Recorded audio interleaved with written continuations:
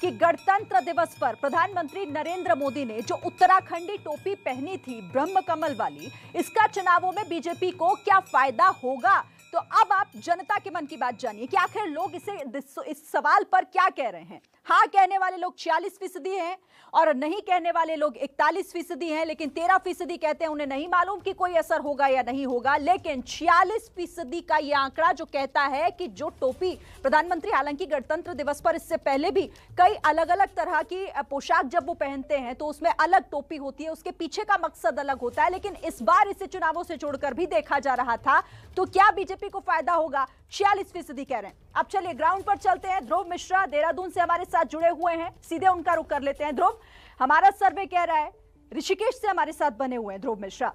ध्रुव, जरा बात कीजिए वहां पर भी लोगों से, क्योंकि सर्वे के मुताबिक तो ज्यादातर कह रहे हैं कि वो जो टोपी थी, जिसे चुनावी टोपी कहा जा रहा था, वो दरअसल वही थी। आप भी जरा लोगों से बात कीजिए।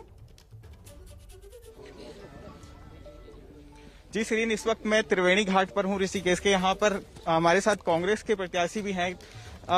जो यहाँ पर जो है प्रधानमंत्री मोदी ने गणतंत्र दिवस पर जो उत्तराखंडी टोपी पहनी थी, उससे कई सारे लोग, जो सर्वे में बताया जा रहा है 46% लोग कह रहे हैं उससे फायदा होगा बीजेपी को। आप क्या मानते हैं?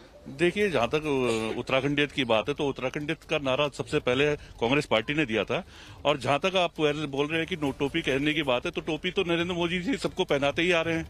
और फायदे की जहाँ तक मैं बात समझता हूँ तो आप ये देखिए, पूरे उत्तराखंड में ये पहली बार ऐसा हुआ है कि हमारे प्रदेश राज्य का देश का गृह मंत्री, मतलब भाजपा वाले इतने डर चुके हैं, इतने हताश हो चुके हैं कि डोर टू डोर कैंपेनिंग के लिए उन्होंने जो है गृह मंत्री को लगा दिया है।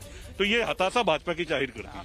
आप क्या मानते हैं कि जो मोदी जी ने टोपी पहनी उत्तराखंडी, तो क्या उससे फायदा होगा यहाँ पर बीजेपी को? निश्चित रूप से फायदा होगा। उत्तराखंड से देश के प्रधानमंत्री आदरणीय मोदी जी को मैं समझता हूँ कि बहुत लंबे समय से एक लगाव रहा है। और यहाँ जैसे हमने सुना है कि यहाँ पर केदार घाटी में उन्होंने बहुत लंबे समय तक तपस्या भी करी है। यहाँ के लोगों के प्रति उनका बहुत स्नेह है। और आपने देखा भी होगा कि किस प्रकार से केंद्र सरकार के अंदर प्रत्येक जगह पर के सेना से लेकर के और अपने सलाहकार तक उत्तराखंड के लोगों को उन्होंने वरीयता दी है। यहाँ के लोगों का वो सम्मान करते हैं।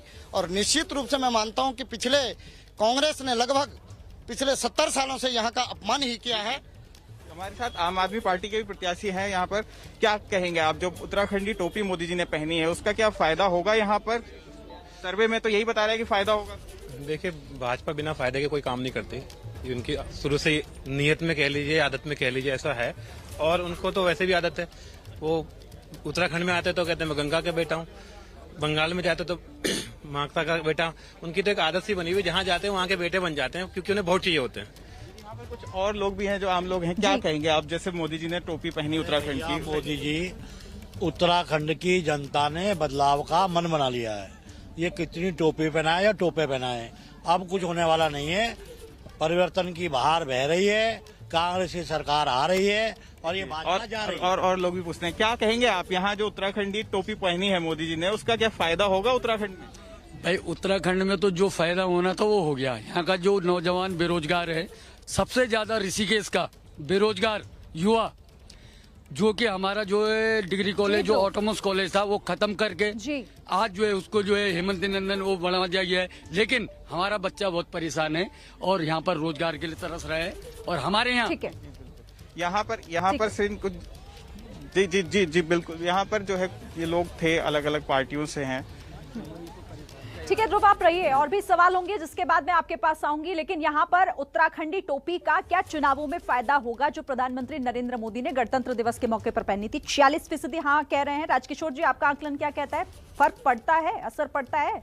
देखिए श्रीन, उत्तराखंड छोटा राज्य है, पर्वतीय राज्य, अपनी पहचान, अपनी अस्मिता को लेकर वो संघर्ष करके अपने आप को अलग बना पाया। तो निश्चित तौर पर कई बार ये भावनात्मक मुद्दे होते हैं, पहचान से जोड़ना उनको अच्छा लगता है, लेकिन सिर्फ टोपी पहनकर ही सारे वोट नहीं बटोरे जा सकते। ये हमारे जब सहयोगी ध्रुव वहां पर बात कर रहे थे, साफ साफ समझ में आया। क्योंकि जो स्थानीय सरकार है, उसने 5 साल सरकार चलाई है, उसमें उन्होंने किस तरीके से परफॉर्म किया है।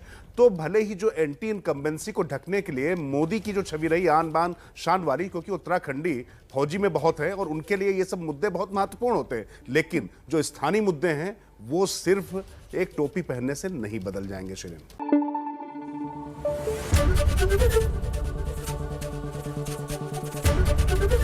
एबीपी न्यूज आपको रखे आगे।